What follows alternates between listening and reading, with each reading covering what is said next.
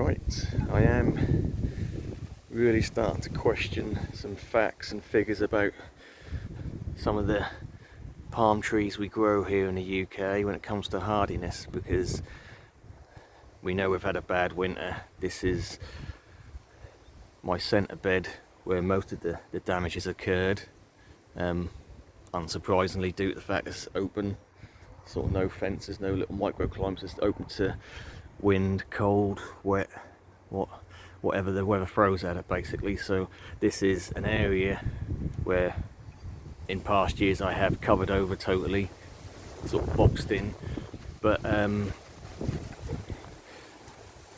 bad timing on my behalf. The winter just gone, I decided to push things to their limit, and I've pushed them too far.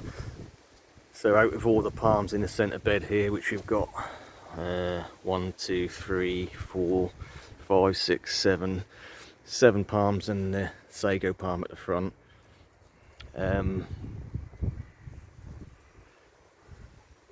So 7 palms, 5 of them spear pulled.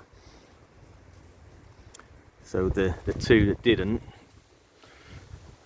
are the Bootea odorata, still pushing out new solid growth in the centre. That's looking perfectly good, apart from one leaf has gone brown. I don't know why that is, but the rest of it is looking good. And the little sable minor, which yes is looking a bit yellowy, that's took a bit of damage, but that's been perfectly okay. So the ones I didn't expect the spear pull on was the nice Princeps palm. We can see how white that back of the leaf is. Nice little Princeps, and yeah, centre pulled out. So we've got some hydrogen peroxide down there. We know about the Brahea edulis. That totally defoliated after a couple of weeks of the first cold snap. So we cut everything out, pulled the spear out, and we're just basically down to a stump now with a cloche over it just to keep it dry and keep the heat going in, and chances are that's a goner. But I've got nothing to gain by digging that out just yet, so we'll leave that for a few months, and then, like I say, I'm going to probably reevaluate this whole centre bed and maybe do something different if we don't start getting some bounce backs on some of these palms. So again, this is the Chamaerops cerifera, so the blue form, which on paper again is supposed to be hardier than the standard Chamaerops, but probably less damp tolerance. I think that's the damp that got that one as much as the cold. So that's spear pulled. Again, the rest of it is still looking okay, and there's loads of pops around it, but yeah, no sign of growth on any of these palms yet. The Bootea, sorry, not Bootea, Jabea, spear pulled. Quite a small plant. Again, the rest of the foliage looks okay. So again, we're just once a week putting some hydrogen peroxide down there. It's still fizzing, so there's still rotten material in there that I can't get to clean out. So we'll keep doing that, and fingers crossed with that one. And then again, another surprise for me was the Etna Star, which spear pulled. So yeah, basically on paper you'd expect the Chamaerops to be a lot hardier than the Bootea, and even the Jabea on paper is hardier than the Bootea, but yet, you know, this is proven different. And yes, I know that Bootea's got a bit thicker trunk than the Jabea, but still it is making me question things. I mean, I know everyone's circumstances are different, everyone's soil types are different, you know, when it comes down to hardiness, a number is just a number of maybe a short period, whereas, you know, we had nearly 2 weeks of bad freezes, and so even though on paper a palm is hardy to say -10, that may well be hardy to -10 for, you know, a couple of hours or one night, but when you get 3, 5, 10 nights in a trot at bad temperatures, you know, that's a different story.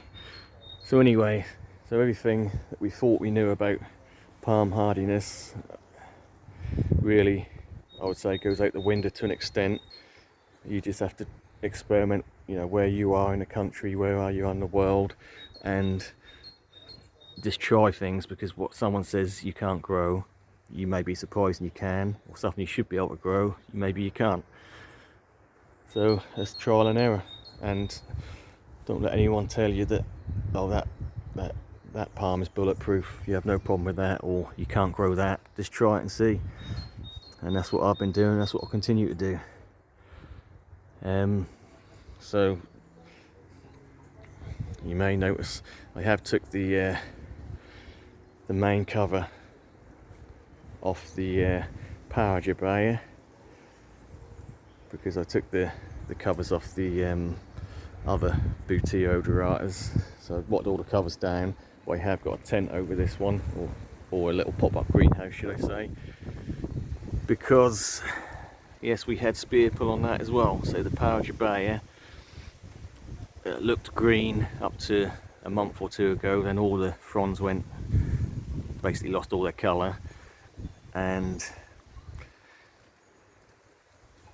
last week, or literally a couple of days ago in fact, I checked them, a cluster of 3 or 4 centre spears, and they just all pulled out. So again, chances are that's a goner, but we're going to try. So all we can do is give it extra heat, extra protection, and keep on going with the hydrogen peroxide down there and see what happens. So again, I would say if a lot of these palms don't make it, I will be re-evaluating this whole centre bed and maybe do something different, whether that just be you know, cannas, or the Enset bananas for a summer display and just leave it blank over winter. That I haven't made up my mind. We'll decide what happens as and when the palms decide to come back into growth or decide to die on me. But yeah, I'm not you know, I'm not going to lose sleep over it. I mean, I am a bit gutted obviously about the Power Gerbaya, and last year it sailed through winter, minimal damage, but we are going to get these bad winters now and then, so you just take that on the chin. The problem with that is it's not the money I spent on it, it's the fact that you just can't replace that now, you just can't get hold of them. And if there was some available, I would try it again and just protect it better. So I don't blame anything else other than myself for being lazy, not protecting it properly. So I can't complain, you know. We knew the weather was coming when it did. Anyway, so again, not being negative about it, we'll just move on and act accordingly. Like I said, we don't get a bounce back on most of these palms, and I will pull out the good palms and do something totally different with this centre bed. So I will turn a negative into a positive. Alright, thanks for watching.